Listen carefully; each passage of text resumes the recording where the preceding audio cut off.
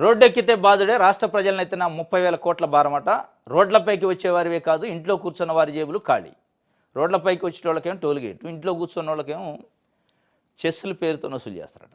Registration ఆఫీస్కి పోయినాం అనుకోండి, రోడ్డు ఎక్కకుండా రోడ్డుకి వెహికల్ ఉండాల్సిన అవసరం లేదు. వెహికల్ ఉంటేనే టోల్ గేట్, వెహికల్ లేకపోతే రిజిస్ట్రేషన్ ఆఫీసులో రిజిస్ట్రేషన్ చేయించుకుంటే చెస్సు, మైనింగ్ పైన చెస్సు, ఇసుక పైన చెస్సు, పెట్రోల్ పైన డీజిల్ పైన చెస్సు. ఇది హ్యామ్ అని ఒకటి హైబ్రిడ్ యానిటీ రోడ్స్ అని ఒకటి మోడల్ అని ఒకటి పెట్టారు రోడ్లు వేసేదానికి. దాంట్లో 40% గవర్నమెంట్, 60% ప్రైవేటు రోడ్ వేస్తారు. రోడ్ వేసిన తర్వాత ఒక 16-17 సంవత్సరాల పాటు ఆ రోడ్డులో పార్ట్నర్షిప్లో పీపీపీలో ఉన్న ప్రైవేట్ రోడ్డు ఆడ టోల్ గేట్ పెట్టుకుంటాడు, వసూలు చేసుకుంటాడు. అది వసూలు చేసేదానికి అసలు ఒక అంచనా, ఒక లెక్క లేదు. దాంతోపాటు మళ్ళీ మనోళ్ళే ఇంట్రెస్ట్ పే చేస్తారు. వాళ్ళు పెట్టిన పెట్టుబడికి ఇంట్రెస్ట్ ఈఎంఐల పద్ధతిలో మళ్ళీ రీపే చేస్తారు.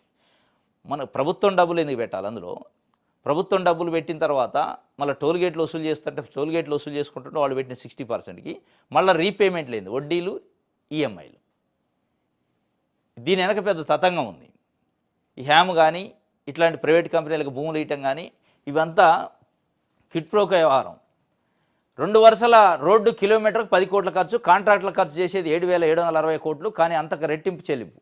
హైబ్రిడ్ యానిటీలో చంద్రబాబు కొత్త దోపిడీ ప్రాజెక్టు చెస్సులు, టోల్ రూపంలో మొత్తం ఖర్చు ప్రజల నుంచి వసూలు, వ్యయంలో ప్రభుత్వం వాటా 40%, యానిటీ డెవలపర్ది 60%. తొలి 2 దశల్లో 600 కిలోమీటర్ల చొప్పున, 3వ దశలో 300 కిలోమీటర్లు రోడ్డు నిర్మాణం. కాంట్రాక్టర్కు వడ్డీతో సహా వాయిదాల్లో చెల్లించేది 15,326 కోట్లు. అసలు 7,760 కోట్లు, వాయిదాలు వడ్డీ 7,565 కోట్లు. కాంట్రాక్టర్కు వడ్డీతో సహా వాయిదాల్లో చెల్లించేది అయితే 15,326 కోట్లు అయితే అందులో 7,700 అసలు, ఇంకొక వడ్డీ రూపంలో ఈఎంఐల రూపంలో 7,565 కోట్లు, వివిధ చెస్సుల రూపంలో ఇంకొక 24,365 కోట్లు. టోల్ కింద వాహనదారుల నుంచి 6,000 కోట్లు వసూలు. వాణిజ్య కార్యకలాపాలకు R&B భూములు, ఆస్తులు ప్రైవేటుకు లీజు. ఇందుకోసం కన్సల్టెంట్ నియామకానికి ఆర్థిక శాఖ ప్రతిపాదనలు పెట్టేది 7,760 కోట్ల పెట్టుబడి అయితే దాదాపు 24,365 కోట్లు వాళ్ళకి లాభం వస్తే 16 సంవత్సరాల్లో డబుల్ త్రిబుల్ వస్తుంది. ఇది హ్యామ్ అంటారు, దీన్ని పీపీపీ అని చెప్తా ఉంటారు చంద్రబాబు నాయుడు గారు. ఈ మధ్యకాలంలో అంటాడు మెడికల్ కాలేజీలు పీపీపీ అంటే ప్రైవేటీకరణ కాదు, అది మైండ్ లైన్ వాళ్ళు చెప్పే మాట. ఇప్పుడు రోడ్లు ఉన్నాయి పీపీపీలో, అవి ప్రైవేట్ అయినాయి అంటే అని చెప్తుండే ఆయన, పోల్స్తుండు రోడ్లకి దానికి. రోడ్లు ప్రైవేటీ కాకపోవచ్చు, రోడ్లపైన ఎవరైనా తిరగవచ్చు, తిరిగినందుకు చెస్ కట్టాలి కదా, టోల్ గేట్ కట్టాలి కదా. టోల్ గేట్ ముక్కుపిండి 30 సంవత్సరాల 40 సంవత్సరాలు వసూలు చేస్తూనే ఉండే, అది ప్రైవేట్ కాకపోతే గవర్నమెంట్ ఎట్లయింది?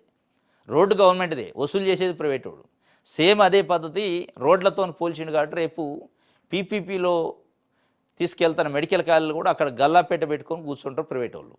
సీట్లు అమ్ముకుంటారు, మందులు అమ్ముకుంటారు, ట్రీట్మెంట్ అమ్ముకుంటారు, టెస్టులు అమ్ముకుంటారు. ఇవన్నీ అమ్ముకోవడానికి వాళ్ళని తీసుకొచ్చి ఛానల్లో కూర్చోబెట్టేది.